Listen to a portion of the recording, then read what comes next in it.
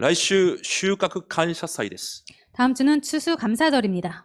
で、先週、神に、来週が収穫感謝祭ですが、どのようなメッセージをすればいいんでしょうかと、質問しました。 그래서 지난주에 다음 주가 추수감사절인데 어떤 메시지를 하면 좋을까요? 하고 하나님께 질문을 했습니다. どのようなメッセージを神は伝えたいんですかというふうに祈りで質問しました。 하나님께서는 어떤 메시지를 전하고 싶으신가요? 라고 그렇게 기도를 했습니다. で、収穫感謝祭の時に、洗礼を受ける、子供たちがいます。 추수감사절 때 세례를 받는 어린이들이 있습니다. 洗礼の祝福が何であるのかを伝えようと思いました。 그래서 세례의 축복이 어떤 건지 전하려고 합니다. また皆さんが受けた洗礼がどれくらいものすごい権限なのか、それをこの時間ともに分かち合いたいと思います。 그리고 여러분들께서 받으신 그 세례가 얼마나 큰 권한인지 이 시간에 같이 나누도록 ま 하겠습니다. たどれほど大きい恵みを受けているのか。 그리고 얼마만큼 큰 은혜를 받고 있는지 だから感謝するしかない私たちの身分についても話そうと思います。 그리고 감사할 수밖에 없는 우리들의 신분에 대해서도 같이 나누고자 합니다. なのでよく聞いてみてください。 그렇기 때문에 잘 들어보시기 바랍니다. 信仰生活を長くした方なら一度は聞いたことがある間違った話があります。 신앙생활을 오래 하신 분은 한 번 정도는 들어본 적이 있는 잘못된 것이 있습니다. 間違った言葉、話があります。 잘못된 말이 있습니다. サウルという人がイエス・キリストを信じてパウロというものに名前を変えたということです。 사울이라는 사람이 예수 그리스도를 믿고 나서 바울이라는 이름으로 바꿨다라는 말이 있습니다. これは偽りの話です。 그것은 거짓 내용입니다. でもこれを私たちは当然のように知って生きてきました。 그런데 우리들은 당연한 것처럼 그렇게 알고 그렇게 살아왔습니다. パウロという名前の意味が小さいものです。 바울이라는 그 이름의 뜻이 작은 자라는 뜻입니다. だからサウロという名前、大きいものという意味のサウロから小さいものという意味のパウロに変えたという話をほとんどのクリスチャンが信じています。 그렇기 때문에 큰 자라는 뜻의 사울이라는 이름에서 작은 자라는 바울로 이름을 바꿨다라는 그렇게 말을 듣고 거의 모든 사람이 그렇게 생각했습니다. でもサウロという名前には大きいものという意味は一切ありません。 그렇지만 사울이라는 그 이름에는 큰 자라는 그런 뜻이 전혀 들어가 있지 않습니다. そして確かなことは使徒13章に 그런데 확실한 것은 사도행전 13장에 パウルとも呼ばれていたサウロがと書いてあります。 바울이라고도 불린 사울이라는 표현이 だ 있습니다. からサウロはもともと名前が2つだったんです。 그렇기 때문에 원래부터 바울은 이름이 두 개입니다. でも私たちが間違った話をもう何十年間実は聞いてきたんです。 그렇지만 우리들은 잘못된 말을 몇십 년이나 계속 들어왔습니다. 韓国が何十年間そういう流れで教会の流れが流れてきたんです。 한국의 그런 흐름으로 지금 몇십 년 동안이나 그런 식으로 계속 크리스찬들이 살아온 것입니다. パウロはユダヤ人ですが、生まれた時からローマの市民権を持ってました。 바울은 유대인이지만 태어나자마자 로마 시민권을 갖고 だか 있었습니다. らヘブルの名前がサウロであって、 그렇기 때문에 히브리로 말로 사울이라는 이름이고 ローマの名前がパウロだったんです。 로마식 이름이 바울인 것입니다. パウロがピリピでこのような告白をします。 그래서 바울이 빌립보에서 이런 식으로 말을 합니다. 自分の過去を見ながら、 자신의 과거를 보면서 私はヘブル人の中のヘブル人だ。 나는 히브리인 중에 히브리인이다. それを誇りとして生きてきたと言います。 그것을 정말 자긍심을 갖고 살아왔다라는 것입니다. だからローマの市民権を持っていながらもサウルという名前だけを使って生きてきたんです。 그렇기 때문에 이 로마 시민권을 갖고 있으면서도 사울이라는 이름으로 살아온 で 것입니다. も福音を知ってから 그런데 복음을 알고 나서 世界宣教を始めることによって 세계 선교를 시작함으로 말미암아 ローマの名前であるパウロという名前しか使っていません。 로마식 이름인 바울이라는 이름밖에 사용하지 않습니다. その理由が何かというと、 그 이유가 뭐냐 하면요. ローマに福音を伝えるために 로마에 복음을 전하기 위해서 ローマの市民権と 로마 시민권과 ローマの名前がもっと有益だったからです。 로마식 이름이 더 유익했기 때문입니다. だから名前を変えたんじゃないんです。 그렇기 때문에 이름을 바꾼 것이 아닙니다. じゃあなんで私たちは名前を変えたって教わってきたでしょうか。 그렇지만 왜 저희들이 이름을 바꾸었다 그렇게 배워왔을까요? 私も昔はそのように思ってました。 저도 예전엔 그렇게 생각했었습니다. また韓国の教会は特に何十年間もそのように教え続けました。 특히 한국은 몇십 년이나 그런 식으로 계속 가르치고 じゃ 있었습니다. あなぜそのように教えてきたでしょうか。 그렇다면 왜 그런 식으로 계속 가르쳤을까요? あなたも自分をあなたが変えなければいけないということです。 너 당신도 네가 너 자신을 바꿔야 된다. あ 그렇게 な 하는 た 것입니다. 自らあなたを変えなければいけない。 네 스스로 네 자신을 바꿔야 한다. それを説明するためにこの話を作ったんです。 그 설명을 하기 위해서 이 내용을 만든 것입니다. でも私たちはそれを知らないんです。 그런데 우리들은 그것을 모릅니다. 当然のように聞いてきました。 당연한 것처럼 그렇게 듣고 왔습니다. 正直変えても変えてなくてもそれは重要じゃありません。 솔직히 바꿔도 안 바꿔도 그건 그렇게 중요하지 않습니다. 小さいものになるのは当然の話です。 작은 자가 되는 것은 당연한 것입니다. でも本当に重要なことは 그런데 정말로 중요한 것은 そのような話によって 그러한 말로 말미암아 私たちがただ福音という信仰の色を持てなくさせるんです。 우리들이 오직 복음이라는 이 믿음의 색깔을 갖지 못하게 됩니다. なんで宗教改革が起きたかわかりますか？ 왜 종교 개혁이 일어난지 아십니까? ただ福音、 오직 복음, ただ御言葉、 오직 말씀, ただ恵みです。 오직 은혜입니다. しかし、ただではなく他のものが入ってくるんです。 그런데 오직이 아니라 다른 것이 들어오는 것입니다. 結局は神様の力と 결국은 하나님의 능력과 人間の努力が合わさって、 인간의 노력이 합쳐져서 そうしてこそ神様の働きが成し遂げられるという信仰の色に変わってくるんです。 그것이 합쳐져서 하나님의 일을 할 수 있다. 이런 식으로 이 신앙의 색깔이 바뀌어진 それ 것입니다. が古くなった信仰の今色です。 이것이 오래된 지금 우리들의 신앙의 색깔입니다. ただ神の恵みじゃなくて、 오직 하나님의 은혜가 아니라 そこに人間の努力、 거기에 인간의 노력, そこに人間の力、 거기에 인간의 힘, それが合わさってこそ神の働きが成し遂げられるんだ。 그것을 합쳐져야지 하나님의 일을 할 수 있다. そのように信仰の色がどんどんまた変わってくるんです。 이런 식으로 계속해서 신앙의 색깔이 바뀌어집니다. それが古く信仰生活をした人々の刻印で体質になっています。 이것이 오래 신앙생활을 한 사람들의 각인 뿌리 체질이 되어 있습니다. 今日本文に神様がモーセの事件のことをもう一度言います。 하나님께서 오늘 본문에 모세의 사건을 다시 한번 지적하십니다. モーセお前はカナンに入ることができずに死ぬと言います。 모세 너는 가나안 땅에 들어가지 못하고 죽게 된다 이렇게 말씀하셨습니다. なぜ死ぬんですか？ 왜 죽습니까? 何週間前に出てきました。 몇 주 전에 나왔습니다. 神様は神の民を完璧に導いておられます。 하나님은 하나님의 백성을 완벽하게 인도하시고 계십니다. 間違いないです。 틀림없습니다. 完璧に導いておられるんです。 완벽하게 인도하시고 계십니다. でもモーセの目には完璧ではないと思うんです。 그런데 모세의 눈에는 완벽하지 않은 것처럼 보입니다. 民たちが今間違ったことをしていると思ってるんです。 지금 백성들이 틀린 짓을 하고 있다고 생각하는 것입니다. 民たちのせいで何もなっていないと見てるんです。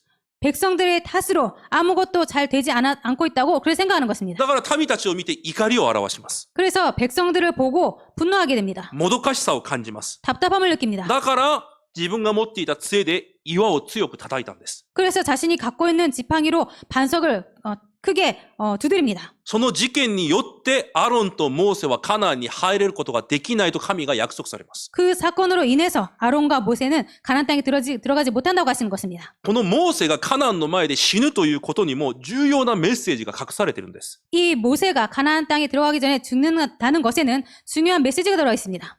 モーセが律法を守りなさいと熱心に言うからといって、 모세가 열심히 율법을 지켜라라고 말을 한다고 해서 また民たちが熱心にそれを守ろうとしたからといって、 그리고 백성들이 열심히 그것을 지키려고 한다고 해서 カナンに行けるというわけじゃないということです。 가나안에 갈 수 있다. 그런 것이 아니라는 것입니다. すべては神の恵みであるということを表しているんです。 모든 것은 하나님의 은혜다라는 것을 나타내고 い 있습니다. くら私の力で全てをできても、 아무리 내 능력으로 모든 것을 할 수 있어도 それではできないということを言ってるんです。 그것으로는 안 된다라는 것을 가리키고 있는 것입니다. 力を尽くしカナンを征服したから入ったんじゃないんです。 힘을 다해서 가나안 땅을 정복했기 때문에 들어갈 수 있는 것이 아닙니다. 神のただ恵みによって入ったんです。 하나님의 오직 은혜로 들어갈 수 있었던 것입니다. なぜ序論で私がこのように長い話をしているかわかりますか？ 왜 제가 이렇게 서론적으로 길게 말씀을 드린지 아십니까? 皆さんがただ福音の人として変わることも、 여러분들께서 오직 복음의 삶으로 바뀌는 것도 神の恵みがあってこそできることです。 하나님의 은혜가 있어서야 가능한 것이기 때문입니다. 私たちは死ぬ日まで神の恵みを受けなければいけない存在です。 우리들은 죽는 그날까지 하나님의 은혜를 받지 않으면 안 되는 존재입니다. 牧師が説教が上手いからといって生徒が変わるんじゃないんです。 목사가 설교를 잘한다고 해서 성도가 바뀌는 것이 아닙니다. 皆さんが変わろうと思うからといって変わるんじゃないんです。 여러분들께서 바뀌어야지 해서 바뀌는 것이 아닙니다. じゃあなんで牧師は説教で 그렇다면 왜 목사님은 설교 때 変えなさい、 바꿔라, 挑戦しましょう、 도전하자, 決断しましょうと言うんでしょうか。 결단하자 이렇게 말을 합니까? 私もそのように言ってるじゃないですか。 저도 그렇게 말하고 있지 않습니까? 皆さんがそれを聞いて、 여러분들께서 그것을 듣고 力を出して皆さんがやるだろうと思ってません。 여러분들께서 힘을 내서 그것을 할 것이다 라고 생각하지 않습니다. 全然私は皆さんにそこに希望と望みを置いていません。 저는 그런 것에 절대로 소망과 희망을 걸고 있지 않습니다. じゃあなんで私がそのように言っているのか、 그렇다면 왜 제가 그렇게 말씀을 一緒に 드리냐면요. 読んでみましょう。 같이 읽어보도록 하겠습니다. 第2テモテ2章です。 디모데후서 2장입니다.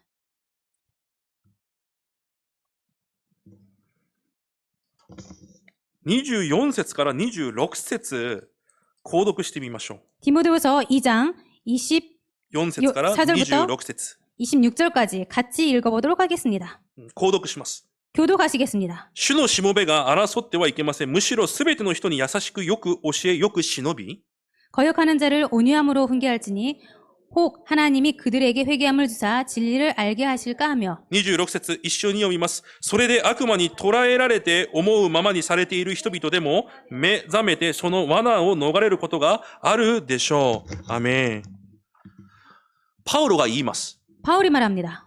牧師も説教でこうしましょう、ああしましょう言います。 목사도 설교할 때 이렇게 하자 저렇게 하자 이렇게 そ 말합니다. の理由が何かというと、 그 이유가 뭐냐면요. 皆さんがそれを聞いて頑張ってほしいんじゃないんです。 여러분께서 그 설교를 듣고 힘을 내기를 원하는 것이 その 아닙니다. 御言葉に働かれる神の力によって、 그 말씀의 역사는 하나님의 능력으로 말미암아 もしかすると神が恵みを与えられ、 혹시나 하나님께서 은혜를 주셔서 もし悔い改める悟りも与えられ、 혹시나 회개함을 주사 깨닫게 하시고 もしかしたら聖霊の働きによって、 혹시나 성령님의 능력으로 サタンの罠から逃れ、 마귀의 올매에서 벗어나서 神の御心についていけるようにしてくださるかもしれないから。 하나님의 말씀에 따라갈 수 있도록 할지 모르니까 すべての望みは皆さんにありません。 모든 소망은 여러분들에게 없습니다. 私は神の恵みにあるんです。 저는 하나님의 은혜에 있습니다. だからその恵みを望みながら牧師もこうしましょう、ああしましょうと説教しているだけなんです。 그렇기 때문에 그 하나님의 은혜에 소망을 두면서 목사도 이렇게 합시다 저렇게 합시다 이렇게 하는 것입니다. 皆さんを説得させて、 여러분들을 설득해서 また皆さんが自ら力を出して、 그리고 여러분들 스스로 힘을 내서 自ら自分を変えるんじゃないんです。 스스로 여러분들을 바꾸는 것이 아닙니다. 絶対人間の努力や力や言葉にありません。 절대로 인간의 노력과 능력과 말에 없습니다. すべては神の恵みにあります。 모든 것은 하나님의 은혜에 있습니다.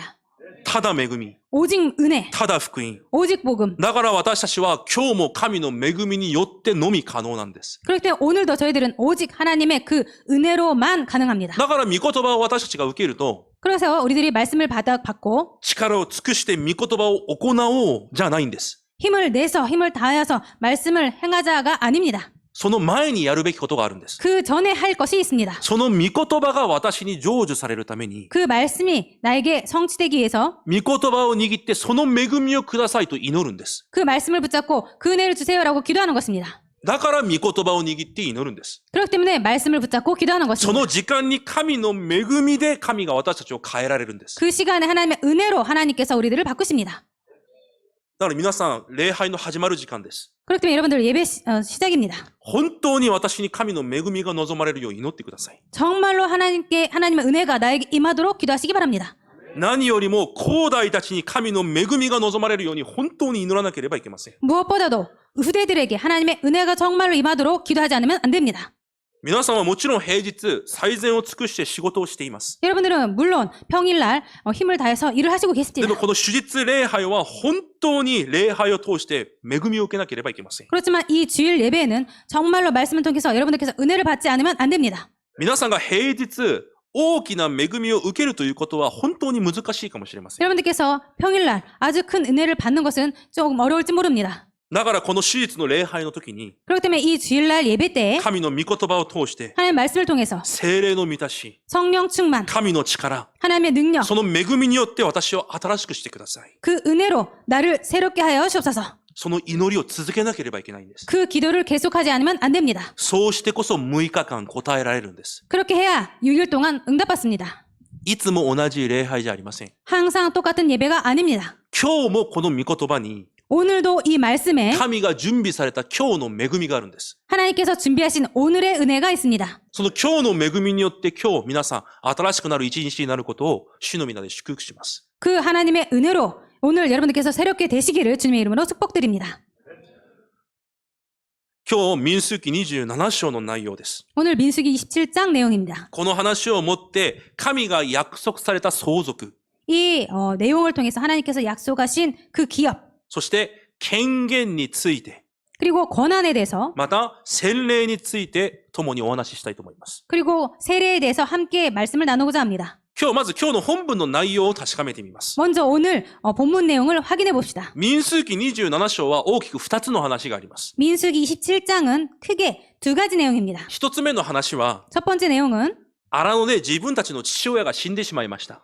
광야에서 자신들의 아버지가 죽었습니다. でもその父親に息子がいなかったんです。 그런데 그 아버지에게는 아들이 だ 없습니다. から娘たちだけが残っています。 그래서 딸들만 남았습니다. でもこの神の相続地は男にだけ与えられるようになっていました。 그런데 이 하나님의 기업에는 그 아들들에게만 물려지게 그렇게 되어 だ 있습니다. からもう娘しかいないからその相続地を受けられない状態になったんです。 그래서 이 딸들밖에 없기 때문에 그 기업 땅을 받을 수 없게 된 것입니다. なので娘たちが今日モーセに言います。 그래서 오늘 그 딸들이 모세에게 말을 합니다. 私たちも神の民であるために、 우리들도 하나님의 백성이기 そ 때문에 の相続を私たちにもください。 그 상속 땅을 우리에게도 주시옵소서. 堂々と言います。 당당히 말합니다. 神はその話を聞いて、 하나님께서 그 말씀을 듣고 新しい法を作られて、 새로운 법을 만드셔서 その娘たちにも神の民としての相続を与えます。 그 딸들에게도 하나님의 백성으로서의 기업을 주십니다. これが一つ目の話です。 이것이 첫 번째 내용입니다. そして二つ目の話です。 그리고 두 번째 내용입니다. さっきも言ったように、 아까 말씀드린 것처럼 モーセの死を神が予告されます。 모세의 죽음을 하나님께서 예고하십니다. だからモーセがそれを聞いて、 그래서 모세가 그 말을 듣고 じゃあ神様、新しい指導者を立ててください。 그럼 하나님 새로운 지도자를 そ 세워주옵소서. のように神に要求します。 그렇게 하나님께 요구합니다. そうしたら神が言われます。 그때 하나님께서 말씀하십니다. そのうちに神の霊が宿っているヨシュアを連れてきなさい。 그 안에 영이 머무는 자니까 여호수아를 데려와라. そしてその上に手を置き安守しなさい。 그리고 그에게 안수해라. そして彼を指導者として立てなさい。 그리고 그 자를 지도자로 세워라. だから今日モーセが民たちの前にヨシュアを呼んできます。 그래서 오늘 모세가 백성들 앞에서 여호수아를 そ 불러옵니다. してヨシュアの頭の上に手を置き、 그래서 여호수아 머리에 안수를 하고 祈ることによって指導者の権限が与えられます。 그래서 기도함으로 말미암아 지도자의 권한이 주어집니다. 今日私たちがこの本文を通して握るべき二つ。 오늘 이 본문을 통해서 우리들이 붙잡아야 될 두 가지. 神が神の子供にくださる相続。 하나님께서 하나님의 백성에게 주시는 기업. そして私たちが受けた権限です。 그리고 우리들이 받은 권한입니다. それを簡単に見ていきたいと思います。 이것을 간단하게 봐가도록 하겠습니다. ヨハネ1章12節に見ると、 요한복음 1장 12절을 보면요. イエス・キリストを信じて受け入れた者は、 예수 그리스도를 믿고 영접한 자는 神の子供になる特権を与えられます。 하나님의 자녀가 되는 권세를 주셨습니다. じゃあ神の子供になれば皆さんが受けるものがあります。 그럼 하나님의 자녀가 되면 여러분들께서 받을 것이 있습니다. それが洗礼です。 그것이 세례입니다.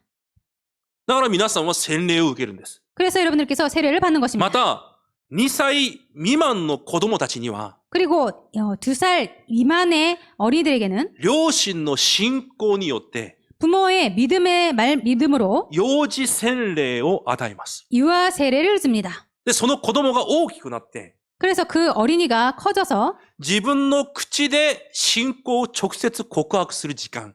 자신의 입으로 직접 믿음을, 신앙을 고백하는 私 시간. も洗礼を受けた神の民ですと告白する時間。 나도 세례를 받은 하나님의 백성입니다라고 고백하는 そ 시간. れが入教式です。 이것이 입교식입니다. これらを含めて一言で洗礼と言います。 이런 것을 다 포함해서 한마디로 세례라고 합니다. この洗礼はマタイ28章19節に 이 세례는 마태복음 28장 19절에 イエス様が直接授けなさいと命令されたことです。 예수님께서 직접 베풀라라고 명령을 하십니다. また第一ペテロ3章21節には 그리고 베드로전서 3장 21절에는요. この洗礼こそが 이 세례야말로 私たちが救いを受けたという表紙、証ですと言います。 우리들이 구원을 받았다는 표다라는 것입니다. 印だと言われます。 표라는 것입니다.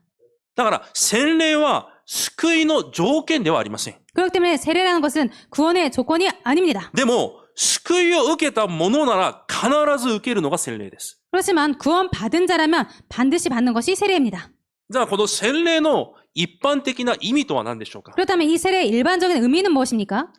私が救いを受けたという印です。 내가 구원 받았다는 표시입니다. そして私の告白です。 그리고 나의 고백입니다. ローマ書6章4節に見ると、 로마서 6장 4절을 보면요. 洗礼を受けることで、 세례를 받음으로 私の呪いと災いの過去はキリストと共に死んで、 나의 죄와 그런 과거는 그리스도로 인해서 죽었고 新しい命の中で行うことができるようにされると約束されます。 새 생명 가운데서 행하게 하신다고 그렇게 써 있습니다. だから洗礼を受けるということは、 그래서 세례를 받는다는 私 것은 の罪、 내 죄, 呪い、災い、 저주, 재앙 すべて解決されて、 모든 것을 해결받고 もう絶対に滅びることがない。 절대로 멸망받을 수 없다. その証として与えられるのが洗礼なんです。 그 증표로서 주어지는 것이 세례입니다. また洗礼の意味には、 그리고 세례의 의미에는요. 接ぎ木という意味があります。 접붙임이라는 의미가 있습니다. 弱い枝を 연약한 가지를 強い木の枝につなげます。 튼튼한 그 나무 가지에 で 접붙입니다. その木から栄養分を受けられるようにするのが接ぎ木です。 그래서 그 나무에서 영양분 진액을 받도록 하는 것이 접붙임입니다. これが洗礼の意味です。 이것이 세례의 これ 의미입니다. ものすごい意味なんです。 아주 엄청난 의미입니다. ガラテヤ書3章23節一緒に読んでみましょう。 갈라디아 3장 27절을 같이 읽도록 하겠습니다.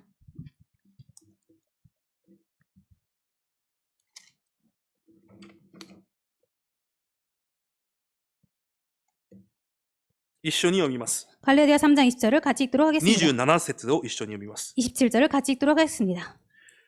バプテスマを受けてキリストにつくものとされたあなた方は皆キリストをその身に来たのです。アメン。洗礼を受けることでキリストにつながるようになると言います。 세례를 받음으로 그리스도와 연결된다는 だ 것입니다. から洗礼を受けるというのはキリストの服を着るということだと聖書はそのように説明します。 그래서 세례를 받는 것은 그리스도의 옷을 입는 것이다 이렇게 써 있습니다. だからローマ書11章17節に見ると 그래서 로마서 11장 17절을 보면요. 死んだ枝である私たちが 죽은 가지인 우리들이 キリストという木につながって 그리스도라는 그 나무에 접붙임이 되어서 その木からすべての栄養分を受けることができるようになったと書いてあります。 그 나무에서 모든 뿌리의 진액을 함께 받는 자가 되었다 이렇게 써 있습니다. それが洗礼の祝福です。 이것이 세례의 축복입니다. 特に洗礼というのは受けるだけじゃなくて 특별히 세례라는 것은 받는 것뿐만 아니라 私が生徒として 내가 성도로서 信徒として 신자로서 またこの生徒たちと一つの体になり 이 성도들과 한 몸이 되어서 この教会と一つの体になり 이 교회와 한 몸이 되어서 私がキリストの体になります。 내가 그리스도의 몸이 되겠습니다. そのように生徒たちの前で告白する私の信仰の告白なんです。 그렇게 성도들 앞에서 고백을 하는 나의 신앙 고백입니다. 第一コリント12章13節に見ると 고린도전서 12장 13절을 보면요. 一つの聖霊で洗礼を受け 한 성령으로 세례를 받아 一つの体になると書いてあります。 한 몸이 된다라고 써 있습니다. だから洗礼というのは 그렇기 때문에 세례라는 것은 私がこの地で 내가 이 땅에서 教会として 교회로서 教会の一部分として 교회의 한 부분으로서 教会と共に歩んでいく始まりが洗礼なんです。 교회와 함께 걸어가는 시작이 세례인 것입니다. それが洗礼の一般的な意味です。 이것이 세례의 일반적인 의미입니다. でもこの洗礼には目に見えない霊的意味が隠されています。 그렇지만 이 세례에는 눈에 보이지 않는 영적인 의미가 포함되어 있습니다. 今日の本文に出てくる単語を利用して 오늘 본문에 나오는 단어를 이용해서요. 安守という表現をしてみます。 안수라는 표현을 해보겠습니다. 聖書で安守は 성경에서 안수라는 것은요. 頭に手を置いて祈ることです。 머리에 손을 두고 기도하는 것입니다. だから何かを相続するとき、 그래서 뭔가를 상속받을 때 また霊的何かを伝えるときに、 그리고 영적인 뭔가를 전할 때 頭に手を置いて祈ることで伝わるという神の方法です。 그런 식으로 머리에 손을 들고 기도할 때 하나님께서 그것을 전달해 준다는 그런 뜻이 있습니다. それが神の方法として使われているんです。 이것이 하나님의 방법으로 사용되는 것입니다. だから私たちが洗礼を受ける時にも安心を受けて、 그래서 우리들이 세례를 받을 때도 안수를 받고 また住職者の職分を受ける時にも安心を受けます。 그리고 중직자 직분을 받을 때도 안수를 받습니다. また、牧師になる時も安心を受けます。 그리고 목사가 될 때도 안수를 받습니다. 今日ヨシュアのように安心を受けるんです。 오늘 여호수아처럼 안수를 だ 받습니다. からこの安心にはものすごい大きな意味があります。 그래서 이 안수에는 아주 큰 의미가 담겨 있습니다. マタイ3章16節に見ると、 마태복음 3장 16절을 보면요. イエス様も洗礼を受けられました。 예수님도 세례를 받으셨습니다. イエス様も受けられたんです。 예수님도 받으신 것입니다. イエス様のこの洗礼にはものすごい意味が含まれています。 그래서 이 예수님의 세례는 아주 큰 의미가 담겨 있습니다. 私たちがレビ記で見てきたじゃないですか。 우리들이 레위기에서 봐왔죠. 礼拝をするために 예배를 드리기 위해서 生贄として捧げる動物を連れてきます。 그 희생 제물로 드리기 위해서 동물을 데려옵니다. 祭司はその動物の頭の上に手を置きます。 그래서 제사장이 그 짐승이에 손을 놓습니다. で、安守することによって、 안수를 함으로 この人のすべての罪がこの動物に移る、転化されるんです。 이 사람의 모든 죄가 이 짐승에게 전가된다는 것입니다. なので、この生贄を捧げることによって、 그래서 이 희생 제사를 드림으로 私の代わりにこの動物が殺され、 내 대신에 이 짐승이 죽고 私が神の前に出ていくことができるようになるんです。 내가 하나님 앞에 나아갈 수 있게 됩니다. それが旧約聖書での生贄であり安守です。 이것이 구약 성경의 희생 제사이고 안수입니다. この生贄はキリストを意味しています。 이 非戦제사。 희생 제사는 그리스도를 말합니다. キリストがこの地に来られ、 그리스도께서 이 땅에 오셔서 洗礼を受けられることによって、 세례를 받음으로 安守されることによって、 안수를 받음으로 私たち人類のすべての罪がキリストに転化されます。 우리들의 인류의 모든 죄가 그리스도에게 전가되는 その 것입니다. 事件がイエス様の洗礼の事件なんです。 이 사건이 예수님의 세례 사건입니다. すべての人類の罪を代わりに背負われて、 모든 인류의 죄를 대신해서 짊어지시고 私たちの代わりに十字架で死なれたんです。 우리들을 대신하여서 십자가에서 죽으신 것입니다. そして復活されて、 그리고 부활하셔서 私たちに新しい人生を与えられるんです。 우리들에게 새로운 인생을 주시는 것입니다. それが神の子供としての人生です。 그것이 하나님의 자녀로서의 인생입니다. イエスの洗礼にはこのような素晴らしい祝福が含まれているんです。 그렇기 때문에 예수님의 세례에는 이렇게 아주 엄청난 축복이 담겨 있는 じゃ 것입니다. あ人類のすべての罪が許された今、 그럼 모든 인류의 죄가 용서받은 지금 これ以上この安守には罪を転化するという意味はあまり意味がないわけです。 더 이상 이 안수에 죄를 전가한다는 그런 의미는 별로 의미가 없는 じゃあ 것입니다. 神の子供が受ける洗礼とは何なのか。 그렇다면 하나님의 자녀가 받는 세례라는 것은 무엇입니까? 罪が移るんじゃなくて、 죄가 전가되는 것이 神 아니라 の力、 하나님의 능력, 神の祝福が私たちに伝達される瞬間なんです。 하나님의 축복이 우리들에게 전달되는 순간입니다.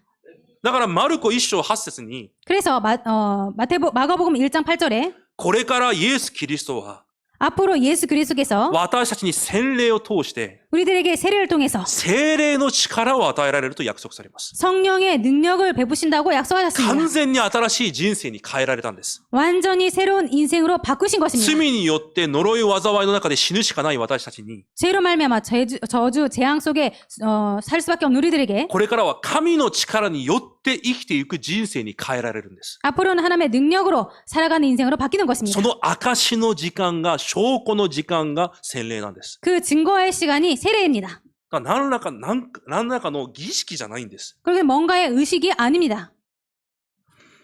だから洗礼を受けるときに一番重要な祝福は、 그렇기 때문에 세례를 받을 때 가장 중요한 축복은 霊的に聖霊の洗礼を受けるということが一番の祝福なんです。 영적으로 성령의 세례를 받는다는 것이 가장 큰 축복입니다. だから使徒1章5節にイエス様が昇天なさる直前、 그래서 사도행전 1장 5절에 예수님께서 승천하시기 직전에 一番最後の時に 가장 마지막 때에 このように言われます。 이렇게 あ 말씀하십니다. なた方が聖霊のバプテスマを受けるようになるだろうと約束されます。 너희들이 성령으로 세례를 받으리라 라고 약속하십니다.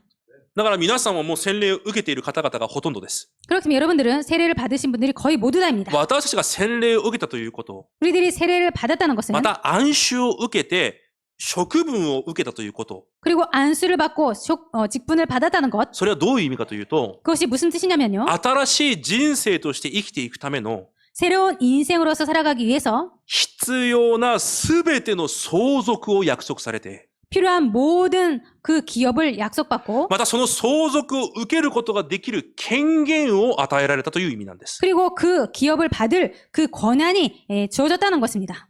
それが洗礼に対する神の約束なんです。 이것이 세례에 대한 하나님의 약속입니다. 第2コリント1章22節に、 고린도후서 1장 22절에요. 皆さんに反抗をされた。 여러분들에게 인을 치셨다. 承認されたと言います。 승인하셨다는 것입니다. そしてその保証として聖霊を与えられると約束されます。 그리고 그 보증으로 성령을 주신다고 약속하셨습니다. だから洗礼というのは、 그래서 성령이라는 だか 것은 ら私 세례라는 たちが受 것은 けた洗礼というのは、 우리들이 받은 세례라는 것은 モーセが味わっていた、 모세가 누렸던 ヨシュアが味わっていた、 여호수아가 누렸던 聖書のすべての人物たちが味わっていた、 성경의 모든 인물들이 そ 누렸던 の聖霊の内住、 그 성령님의 내주, 聖霊の導き、 성령님의 인도, 聖霊の見働きという神のものを、 성령님의 역사라는 그 하나님의 것을 私たちにも相続として与えられるという約束なんです。 우리들에게도 똑같이 기업으로 주신다는 약속입니다. だからものすごい祝福なんです。 아주 엄청난 축복입니다. またそれは私にその権限があるという印が洗礼なんです。 그리고 그것이 나에게 그 권한이 있다라는 그 증표입니다. なので洗礼信徒になると権利があってまた義務があります。 그렇기 때문에 세례 성도가 되면은 권리가 있고 의무도 있습니다. 例えば一つの国でその国の国民になると、 예를 들어서 한 나라의 국민이 되면은 국민으로서 その国がその一人の国民を責任取ります。 그 나라가, 그 국가가 그 한 국민을 책임집니다. それは国民としての権利です。 그것은 국민으로서의 권리입니다. だから国民はその義務として、 그래서 국민은 그 의무로서 例えば税金も払ったり、 예를 들어서 세금도 내고 韓国だったら軍隊にも行ったり、 한국에서는 군대도 가고 そのような国民としての義務もあります。 그런 식으로 국민으로서의 의무가 있습니다. 同じです。 똑같습니다. 皆さんが洗礼を受けた洗礼信徒になると、 여러분께서 세례를 받은 세례 성도가 되면 神の国が皆さんの背景になるということなんです。 하나님 나라가 여러분들의 배경이 된다는 것입니다. パウロはピリピ3章20節に 바울은 빌립보서 3장 20절에 それをこのように表現します。 그것을 이렇게 표현합니다. 天の市民権を持った者たち。 하늘의 시민권을 받은 자. それがバプテスマを通して私たちが受ける祝福なんです。 이것이 세례를 통해서 우리들이 받을 축복입니다. 私たちがどこにいても 우리들이 어디에 있든지 必ず天の御座の力が 반드시 하늘 보좌의 그 능력이 私たちの背景となり、 우리들의 배경이 되고 私たちを保護され、 우리들을 보호하고 私たちを導かれます。 우리들을 인도합니다. それが皆さんの権限なんです。 이것이 여러분들의 권한입니다. その反面、 그 반면 神の民としての義務もあります。 하나님의 백성으로서의 의무도 있습니다. それが神の国の働きを果たすということです。 그것이 하나님 나라의 일을 감당한다는 것입니다. ローマ書6章を一緒に読んでみましょう。 로마서 6장을 같이 읽어보도록 하겠습니다. 11節から13節です。 로마서 6장 11절부터 13절까지입니다.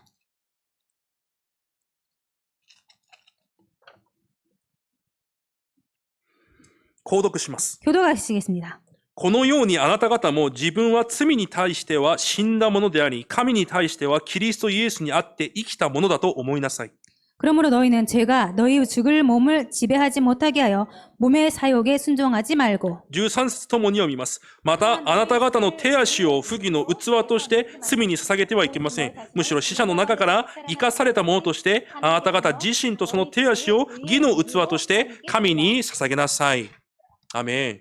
これが私たちの人生の義務なんです。 이것이 우리들의 인생의 의무인 것입니다. 私の人生を神のために捧げる。 내 인생을 하나님을 위해서 드린다. 神はその人生を完璧に責任取られると約束されます。 하나님께서는 그 인생을 완벽하게 책임을 지신다고 약속하셨습니다. これが神の国の民であり、 이것이 하나님의 백성의 하나님 나라의 백성이고 神の子供なんです。 하나님의 자녀인 も 것입니다. のすごい祝福を受けてるんです。 아주 엄청난 축복을 받은 その 것입니다. 印が洗礼なんです。 그 표시가 세례인 것입니다.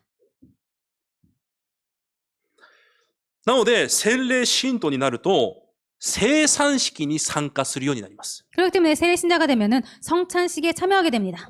洗礼を受けないと生産式には参加できません。 세례를 안 받았으면은 성찬식에 참여할 수 없습니다. まず何よりも本当にキリストを信じているかいないかわからないからです。 그 무엇보다도 정말로 그리스도를 믿고 있는지 믿고 있지 않는지 모르기 때문입니다. なぜなら、 왜냐하면요. 救われていない者は、 구원받은 자는 告白することできないんです。 구원 못 받은 자는 고백 못 합니다. だから、最小限の証が洗礼なんです。 그렇기 때문에 최소한의 증거가 세례인 것입니다. 洗礼を受けたら生産式に参加するようになります。 그렇기 때문에 세례를 받았으면 성찬식에 참여하게 됩니다. 生産式も洗礼と同じようにイエス様が直接命令されたことです。 이 성찬식도 예수님께서 세례식과 똑같이 직접 명령하셨습니다. 第一コリント11章23節から26節に見ると、 고린도전서 11장 23절부터 26절을 보면요. 生産式を通して 성찬식을 통해서 私たちに与えられたキリストの契約と 우리들에게 주신 그리스도의 언약과 私たちの使命を確認する時間が生産式だと言います。 우리들의 사명을 확인하는 시간이 성찬식이라는 것입니다. またその使命を果たすことができる恵みを受ける時間、 그리고 그 사명을 감당할 수 있는 은혜를 받는 시간, その力を受ける時間が生産式だと言います。 그 힘을 받는 시간이 성찬식이라는 だか 것입니다. らその祝福を共に味わうことができるようになるのが洗礼なんです。 그렇기 때문에 그 축복을 같이 받을 수 있는 시간이 성찬식입니다. じゃあだとしたらです。 그렇다면입니다.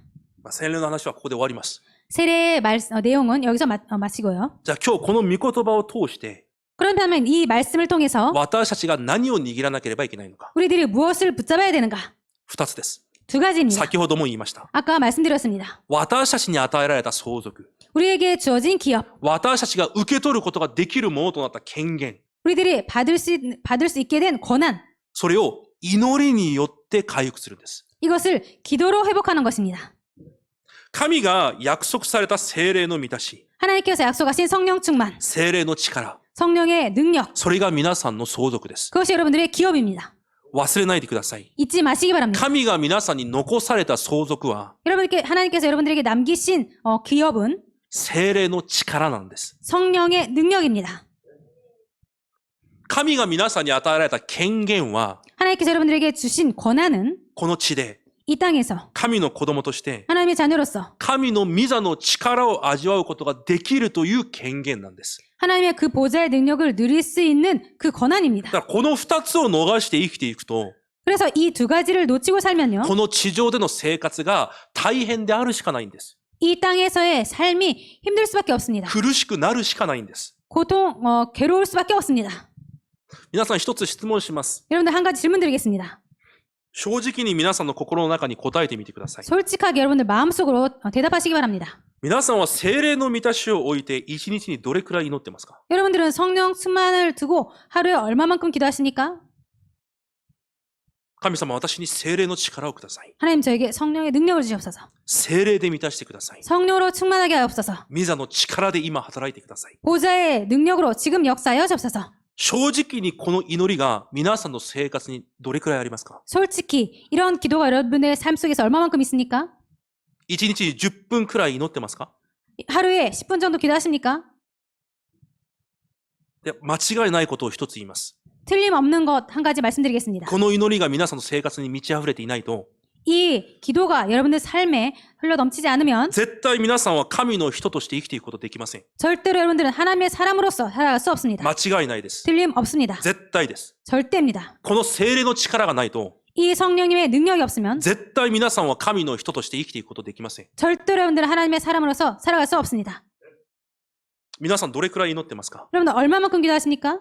それを回復するんです。 그것을 회복하는 것입니다. 私が受けた相続、 내가 받은 기업, 私が受けた権限、 내가 받은 권한, それを実際皆さんのものにするんです。 그것을 실제로 여러분들의 것으로 하는 この 것입니다. 祈りがないと、 이 기도가 없으면 絶対この地上で勝利することなどできないんです。 절대로 이 땅에서 승리할 수밖에 없습니다. だから皆さん393の祈りを堂々と味わってください。 그래서 여러분들 393의 기도를 당당히 누리시기 바랍니다. 今日本文に出てきた女性たちのように、 오늘 본문에 나온 그 여성들처럼 堂々と味わうんです。 당당히 누리는 것입니다. 私にその祝福をください。 저에게 그 축복을 주시옵소서. 私にその力をください。 저에게 그 능력을 今日 주시옵소서. も私の現場に、 오늘도 저의 현장에 私の出会いに、 저의 만남에 家族に、 가족에게 子供たちに、 자녀들에게 教会に、 교회에 すべての生徒に、 모든 성도들에게 関わっているすべての現場に、 관련된 모든 현장에 主よ聖霊の力をお与えください。 주님 성령의 능력을 주시옵소서. この祈りが 이 기도가 満ち溢れなければいけないんです。 흘러 넘쳐야 됩니다. これが皆さんが神から受けた唯一の相続なんです。 이것이 하나님께 받은 유일한 기업입니다. これがキリストが最後に約束された皆さんの祝福なんです。 이것이 그리스도께서 마지막에 약속하신 축복인 것입니다. その権限が皆さんにあるんです。 그 권한이 여러분들에게 있는 것입니다. 393の祈り回復してください。 393 기도를 회복하시기 바랍니다. 三位一体の神様を味わうことができる。 성삼위 하나님을 누릴 수 있는 with インマヌエルワンネスを味わうことができる。 위드 임마누엘 원네스를 누릴 수 どん 있는 な時も主に全てを任せ、 뭐 어떠한 때든지 하나님께 모든 것을 맡기고 ただ感謝することができる。 오직 감사할 수 있는 その恵みを私にお与えください。 그 은혜를 저에게 주옵소서. この祈りが皆さんの呼吸にならなければいけないんです。 이것이 여러분들의 호흡이 되어야 됩니다. 今日子供たちにこのような話をしました。 오늘 어린이들에게 이런 말씀을 드렸습니다. 飛行機に乗ったことがあるか？ 비행기를 탄 적이 있는가? あると言います。 있다고 했습니다. じゃあ荷物を任せるだろ 그렇다면 그 트렁크를 맡기지. う。でも飛行機に乗ってその荷物がちゃんと到着するか心配する人はいないだろ 그런데 비행기를 타고서도 그 짐이 잘 도착할지 걱정하는 사람은 없지. う。そしたら子供たちも笑ってました。 그랬더니 어린이들도 웃었습니다. だって任せたんです。 왜냐하면 맡겼기 때문에 任せたんです。 맡긴 것입니다. だから心配しません。 그래서 걱정 않습니다. それが信仰です。 그것이 믿음입니다. 皆さんはどんな信仰を持って神様と交わってますか？ 여러분들은 어떠한 믿음으로 하나님과 교제하고 계십니까? 皆さんにとって with インマヌエルワンネスは一体何なんですか？ 여러분들에게 있어서 위드 임마누엘 원나스는 도대체 무엇입니까? 本当に全てを神に任せ、 정말로 모든 것을 하나님께 맡기고 今も完璧に導かれている神の確信し、 지금도 완벽하게 인도하시는 그 하나님을 확신하고 本当に皆さん心から感謝ができる皆さんの信仰ですか？ 정말로 마음속 깊은 데서까지 우러나오는 그런 감사를 하는 여러분들이십니까? だからその恵みを求めるんです。 그래서 그 은혜를 구하는 것입니다. その三位一体神との本当の交わりができる恵みを私にください。 그 성삼위 하나님과 진짜로 교제할 수 있는 그 은혜를 저에게 주옵소서. 本当に with インマヌエルワンネスという神の約束で満足できるその恵みを私に今日も与えてください。 정말로 위드 임마누엘 원네스로 만족할 수 있는 그 은혜를 저에게 주옵소서. そして神様、5つの力を私に与えてください。 그리고 하나님 오력을 저에게 주옵소서. 霊的力を与えられ、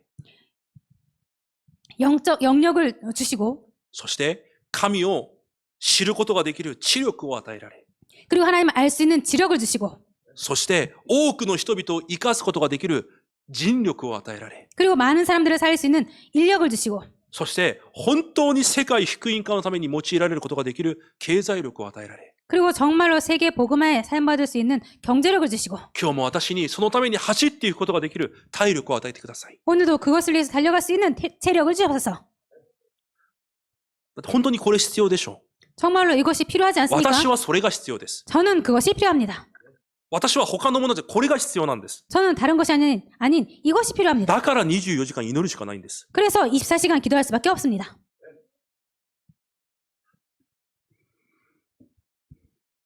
また祈るんです。 그리고 기도하는 것입니다. 또 私に回復された神の形に 나에게 회복된 하나님의 형상에 神の力を増し加えられ、 하나님의 능력을 더하셔서 この世に引っ張られるのではなく、 이 세상에서 끌려가는 것이 아니라 全てを引っ張っていくエデンの祝福を私にお与えください。 모든 것을 끌고 갈 수 있는 그 에덴의 숲을 저에게 회복하여 주옵소서.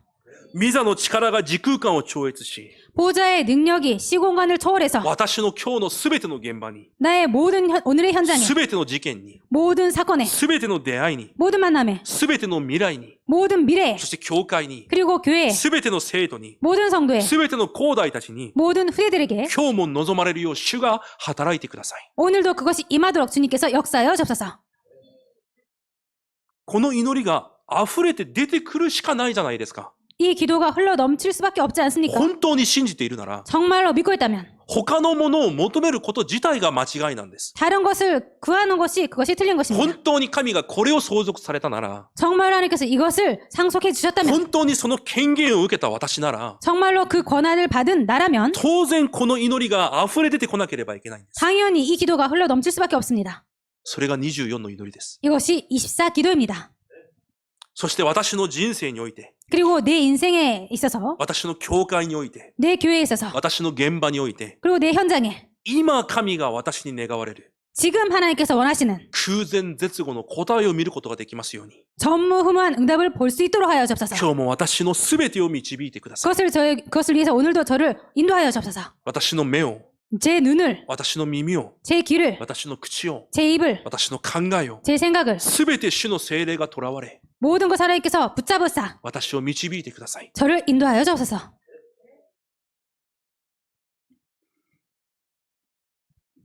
そして3つの未来、 그리고 새 미래, 教会の未来、 교회의 미래, 現場の未来、 현장의 미래, そして次世代 그리고 차세대. を生かすことができる力を今日も私にお与えください。 이 세 가지를 살릴 수 있는 그 능력을 오늘도 저에게 주옵소서. 今日一日に起こることが、 오늘 하루 일어나는 일이 この未来につながる出来事となるように主が導いてください。 이 미래에 연결되는 일이 될 수 있도록 주님 축복하여 주옵소서. 皆さん、神様は現実です。 여러분들, 하나님은 현실입니다. キリストイエスの福音は現実なんです。 그리스도 예수의 복음은 현실입니다. だから皆さんの現実で味わってください。 그래서 여러분들 현실로 누리시기 바랍니다. それが皆さんが持っている権限です。 이것이 여러분들께서 갖고 계시는 권한입니다. 祈りで回復するんです。 기도로 회복하는 것입니다. 神の力が皆さんの相続です。 하나님의 능력이 여러분들의 기업입니다. それを堂々と受けることができるのが皆さんの権限なんです。 그것을 당당히 받을 수 있는 것이 여러분들의 권한입니다. 結論です。 결론입니다. ガラテヤ5章22節23節を最後に読んでみます。 갈라디아 5장 22절부터 23절까지 마지막으로 읽도록 하겠습니다.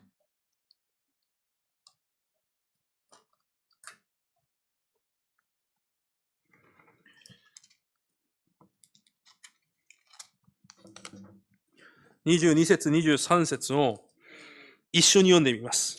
갈라디아 5장 22절 23절을 같이 읽도록 하겠습니다. せーの。しかし、御霊の実は愛、喜び、平安、寛容、親切、善意、誠実。乳は自制です。このようなものを禁ずる律法はありません。アメン。24節も読んでみましょう。 24절도 읽도록 하겠습니다. せーの。キリストイエスにつく者は自分の肉を様々な情欲や欲望とともに十字架につけてしまったのです。アメン。ここに書いてあるものが聖霊によって実る聖霊の実です。 여기에 써 있는 내용이 성령으로 말미암아 열매 맺는 성령의 열매입니다. この聖霊の実は何かいいことをしなさいという話じゃないんです。 이 성령의 열매는 뭔가 좋은 거를 잘해라라는 것이 아닙니다. この聖霊の実を持っている人が 이 성령의 열매를 갖고 있는 자가 最も正常的な人間なんです。 가장 정상적인 인간입니다. 正常的な人間の姿がこの実なんです。 정상적인 인간의 모습이 이 성령의 열매입니다. 神の民として、 하나님의 백성으로서, 神の子供として、 하나님의 자녀로서, 伝道者として。 전도자로서 これが伝道者の器です。 이것이 전도자의 그릇입니다. いくらブドウの実を求めても、 아무리 포도 열매를 원해도 その木の根本がリンゴなら、リンゴの木なら、 그 나무의 뿌리, 근원이 사과이면 絶対ブドウの実は実りません。 절대로 포도 열매는 맺어지지 않습니다. 同じです。 똑같습니다. 私たちがいくら答えを求めても、 우리들이 아무리 응답을 원해도 私の根本が聖霊の満たしてなければ、 나의 근본이 성령의 충만이 아니면 絶対聖霊による実は実らないんです。 절대로 성령으로 인한 열매는 맺어지지 않습니다. だから回復してください。 그렇기 때문에 회복하시기 皆 바랍니다. さんの相続、 여러분들의 権 상속을 限、 그 それを 권한을 祈りで回復するんです。 그것을 기도로 누리는 것입니다. 来週は収穫感謝手術です。 다음 주는 추수 감사절입니다. またまた感謝なことに、 또 감사하게도 民数記28章と29章は、 민수기 28장 29장은요. 私たちが捧げなければいけないものに対して神が言われます。 우리들이 드려야 할 것에 대해서 하나님께서 말씀하십니다. 毎日捧げるべきもの。 매일 드려야 할 것, 毎週、毎月捧げなければいけないもの。 매주, 매달 드려야 될 것, そして神が言われた祭りごとに捧げなければいけないもの。 그리고 하나님께서 말씀하신 그 절기 때마다 드려야 될 것, だから29章には収穫祭の話も出てきます。 그래서 29장에는 추수감사절에 대한 내용도 있습니다. だからもうメッセージは神様がこのように導かれます。 그렇기 때문에 메시지는 이런 식으로 하나님께서 인도하십니다. 皆さんもその中で私に対するメッセージを握ればいいんです。 여러분들은 이 속에서 자신에 대한 그 메시지를 붙잡으시면 됩니다. 来週にも言いますが、 다음 주에도 말씀드립니다만 私たちは 우리들은 私が受けるべきものに対してはとても深く考えます。 우리들이 받아야 될 것에 대해서는 아주 깊이 생각합니다. でも反対に 그런데 반대로 私が神に捧げなければいけないことに対しては深刻に考えていません。 내가 하나님께 드려야 될 것에 대해서는 심각하게 생각하지 않습니다. そうでしょう。 그렇죠? 私は今回収穫感謝祭を置いて1ヶ月間祈りながら 저는 이번에 추수감사절을 두고 1개월 동안 기도하면서 来週のこの28章と29章の御言葉を読みながら 다음 주에 말씀드릴 28장, 29장을 보면서 それを悔い改めました。 그것을 회개했습니다. 受けることばかり考えていた。 받을 것만 생각했다. 私が神に捧げなければいけないものは深刻に考えていなかった。 내가 하나님께 드려야 될 것에 대해서는 심각하게 생각하지 않았다. ただ習慣的に、 그냥 습관적으로, ただ捧げてきた通りに、 그냥 해왔던 것처럼, ただみんなと同じように、 그냥 모든 사람이 하는 것처럼, ただそのようにやってきた。 그냥 그런 식으로 해왔다. 私はそれを悔い改めました。 저는 그것을 회개했습니다. なぜでしょ 왜일까요? う。私たち人間の本分、 우리들의 인간의 본분, 聖書ではそれは神を恐れ敬うことだと書いてあります。 그것은 성경을 보면은 하나님을 경외하고 두려워하는 것이라고 써 있습니다. それが人間を目的だと言います。 그것이 인간의 목적이라고 합니다. でも私たちの考えは反対になってるんです。 그런데 우리들의 생각은 반대입니다. 人間の本分ではないことを考えてるんです。 인간의 본분이 아닌 것들을 생각합니다. サタンは人間として、 사탄은 인간으로서, 神の民として、 하나님 백성으로서 私たちに当然な本分、 우리들의 당연한 본분, それを選択事項に変えてしまうんです。 그것을 선택사항으로 바꿔버립니다. 人間の本分は選択しちゃいけないんです。 인간의 본분은 선택해서는 안 됩니다. それは私にとって絶対にならなければいけないんです。 그것은 우리들에게 있어서 절대가 되지 않으면 안 됩니다. しかしサタンはそれを選択事項に変えるんです。 그런데 사탄은 그것을 선택사항으로 바꿔버립니다. それが創世記3章です。 이것이 창세기 3장입니다.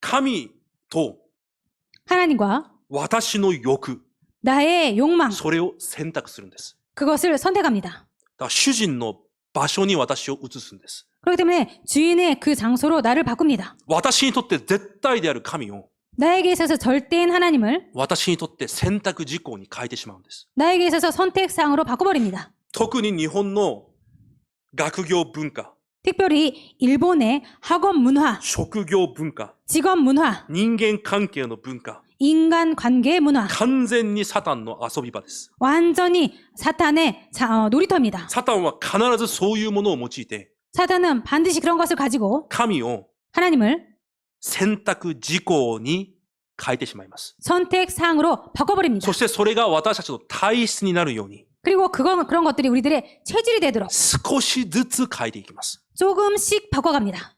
ある日完全に 어느 날 완전히 私の本分を逃す人生に変えてしまいます。 나의 본분을 바꾸는 인생이 되어버립니다. 来週それを決断するんです。 다음 주에 그것을 결단하는 私 것입니다. はこれを回復します。 나는 이것을 회복합니다. この時代、 이 시대에 この日本の地で 일본에서 神が喜ばれる一人として立ちます。 하나님께서 기뻐하시는 한 사람으로 섭니다. 特にレムナントたちは本当に情念を抱いて祈ってください。 특별히 렘넌트들은 정말로 그 한을 가지고 기도하시기 바랍니다. この文化が皆さんにとって当然な文化になっちゃいけないんです。 이 문화가 여러분들에게 있어서 당연한 문화가 되어서는 안 됩니다. 大人はしょうがないかもしれません。 어른들은 어쩔 수 없을지 모릅니다. でも皆さんにまでしょうがない状況になっちゃいけないんです。 그렇지만 여러분들까지 어쩔 수 없는 그런 것이 돼서는 안 됩니다.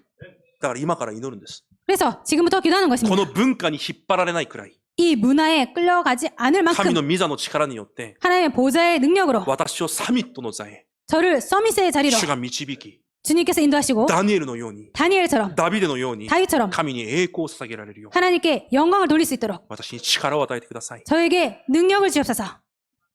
皆さんは世を引っ張っていくものです。 여러분들은 세상을 끌고 가는 자들입니다. 世と共に歩むものじゃないんです。 세상과 함께 가는 자들이 아닙니다. 世を生かすものなんです。 세상을 살리는 자들입니다. 昨日産業礼拝、革新礼拝で言われました。 어제 산업 선교 그리고 핵심 때 말씀 주셨습니다. 私に本当にこの霊的システムがあるなら、 나에게 정말로 이 영적 시스템이 있다면 むしろこの世と断絶されればされる分、 오히려 이 세상과 단절될수록 この世を征服できるようになる。 이 세상을 정복할 수 있게 된다. なぜ？ 왜입니까? ミザの祝福にだけ集中できるから。 보좌의 능력에만 집중하기 때문에. ヨセフは奴隷と牢獄の中にしかいなかった。 요셉은 노예와 감옥 속밖에 없었다. サムエルは子供の時から一人しかいなかった。 사무엘은 어릴 때부터 혼자였다. ダビデはいつも逃げ回っていた。 다윗은 항상 도망다녔다. しかし彼らを通して全ての世界が生かされた。 그렇지만 그들을 통해서 모든 세계를 살렸다. 皆さんがその祝福を受けてください。 여러분들께서 그 축복을 받으시기 바랍니다. その決断がある来週の収穫感謝祭になってください。 그 결단이 있는 다음 주 추수감사절이 되시기를 원합니다.